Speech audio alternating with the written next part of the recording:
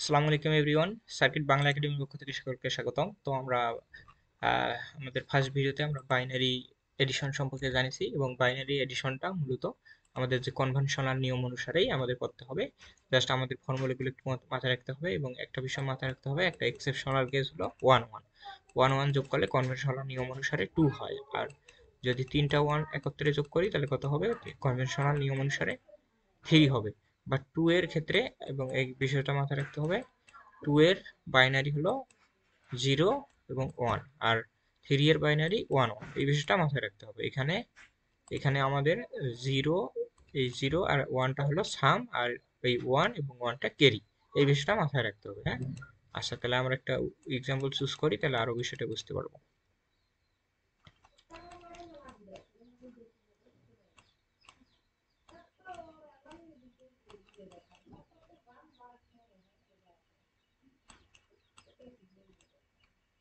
তো আমরা একটা র্যান্ডম একটা এক্সাম্পল চুজ করলাম। তো এটাকে আমরা এখন বাইনারি অনুসারে যোগ করে দেবো। তাহলে দেখো, ওয়ান আর ওয়ান যদি যোগ করি তাহলে কত হবে? ওয়ান ওয়ান যোগ করলে কত? কনভেনশনাল নিয়ম অনুসারে করো, কত হবে? টু। টু এর বাইনারি কত? Zero, one. তাহলে আমরা জিরো লিখবো, আর ক্যারি থাকবে কত? One, right? তাহলে এখানে দেখো, ওয়ান আর ওয়ান, আরেকটা ওয়ান যদি যোগ করি তাহলে তিনটা ওয়ান হবে। তিনটা ওয়ানের যদি ক্যারি করি অর্থাৎ বাইনারি করি তাহলে কত হবে? ওয়ান ওয়ান হবে, রাইট? ওকে, ওয়ান ওয়ান দিব, আর ক্যারি থাকবে কত? এই ওয়ানটা দিছি, সাম ওয়ান দিছি, আর ক্যারি থাকবে ওয়ান, তো ওয়ানটা থাকবে। তারপর এই দুইটা আমরা যোগ করে দেবো, এই দুটো জিরো আর ওয়ান যোগ করলে ওয়ান, আর এর হাতে যে একটা ক্যারি ছিল এই ক্যারি যদি আবার যোগ করি তাহলে কত হবে? দুইটা ওয়ান হবে। দুইটা ওয়ান যোগ করলে কত হয়? জিরো হয়। আর ক্যারি থাকে কত? এই যে ওয়ান থাকে, রাইট? ক্যারি ওয়ান থাকলো, তারপরে এই ওয়ান ওয়ান, তারপর আরো একটা ওয়ান যদি যোগ করি তাহলে কত হবে? থ্রি হবে কনভেনশনাল নিয়ম অনুসারে। তাহলে থ্রি যদি বাইনারি করি তাহলে কত হবে? One one. That means one লিখলাম, একটা ক্যারি থাকলো, তাহলে জিরো জিরো যোগ করলে তো জিরো হয়, এর সাথে ক্যারি ওয়ান যোগ করলে ওয়ান হবে, রাইট? ওকে, তারপর আমরা ওয়ান ওয়ান যদি যোগ করি তাহলে কত হবে? টু হবে। তাহলে টু এর বাইনারি কত? জিরো। কনভেনশনাল নিয়ম অনুসারে জিরো হয়, রাইট? অর্থাৎ সরি, টু টু হয় কনভেনশনাল নিয়ম অনুসারে। যদি আমরা বাইনারি করি কত হবে? জিরো এবং ওয়ান। তাহলে জিরো আমরা লিখছি, কি সামটা লিখছি, আর ক্যারি থাকবে ওয়ান, রাইট? এই ক্যারি, এই ক্যারি আর এখানে একটা ওয়ান ছিল, আর এর সাথে যদি ক্যারিটা যোগ করি তাহলে কত হবে? ওয়ান ওয়ান যোগ করলে টু। দ্যাট মিনস টু এর বাইনারি করলে জিরো ওয়ান। এই হলো, কোয়াইট সিম্পল। তো আই থিঙ্ক আমরা এইটুকু বুঝতে পারছি। অর্থাৎ কনভেনশনাল এই নিয়মটা মনে রাখলেই আমাদের সাম কিন্তু ইজি, রাইট? তো আমরা আরো একটা এক্সাম্পল দেখি। এটা আমরা এখন দশমিকের, দশমিক পূর্ণ সংখ্যা উভয়ই দেখবো।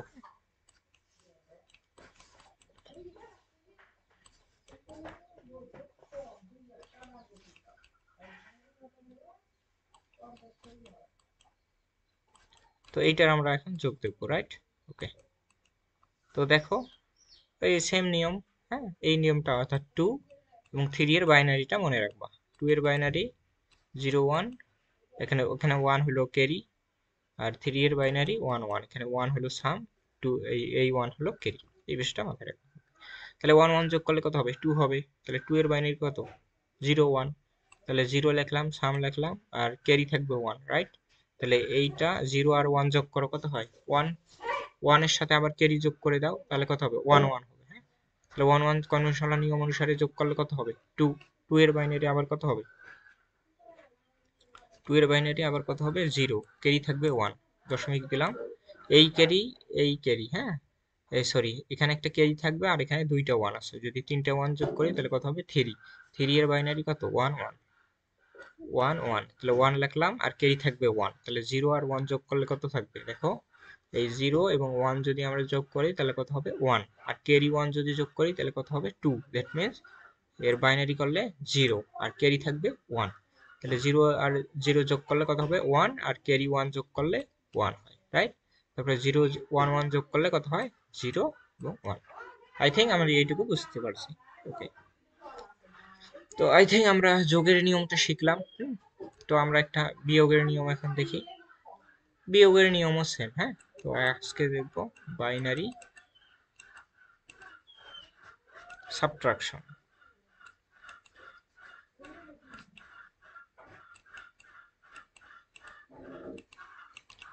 তো বাইনারি বিয়োগের নিয়মটা আমরা দেখবো, রাইট?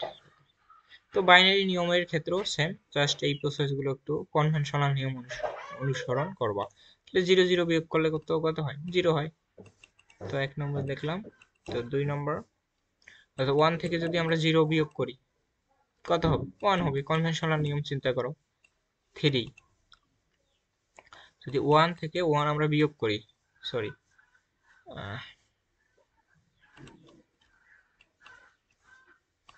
তো যদি 1 থেকে আমরা 1 বিয়োগ করি তাহলে কত হবে? তাহলে 0ই হবে। কনভেনশনাল নিয়ম চিন্তা করো।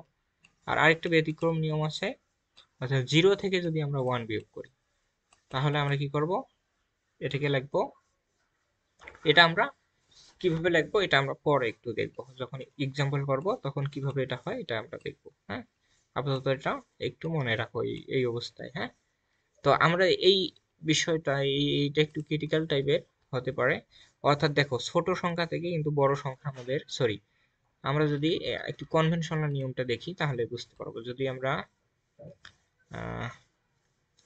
3 থেকে যদি 7 বিয়োগ করতে চাই তাহলে কি আমরা এটা বিয়োগ করি কি কি হিসেবে? অর্থাৎ 3 কে আমরা এর কত হিসেবে ধরে নিই? 13 হিসেবে মেইনলি ধরে নিই। হ্যাঁ, 13 হিসেবে ধরে নিই, অর্থাৎ এর আমাদের একটা আপার লেভেলের একটা সংখ্যা ধরে নিই, মনে মনে এটাকে 13 ধরে নেই। এখান থেকে যদি বিয়োগ করি, রাইট, তাহলে এই নিয়মের আমরা কিন্তু বিয়োগ করছি, রাইট, এই নিয়মের কিন্তু আমরা বিয়োগ করছি, এটাও জাস্ট সেম এই নিয়মে বিয়োগ করব। হ্যাঁ, তো এটা কত হবে আমরা একটু পরে দেখবো, যখন এক্সাম্পল করব তখন আমরা ভালোভাবে বুঝতে পারবো। ওকে, তো আমরা একটু এক্সাম্পল দেখি।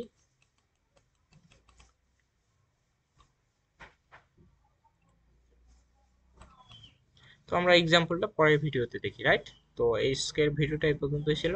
দেশের পর্যন্ত লাভ।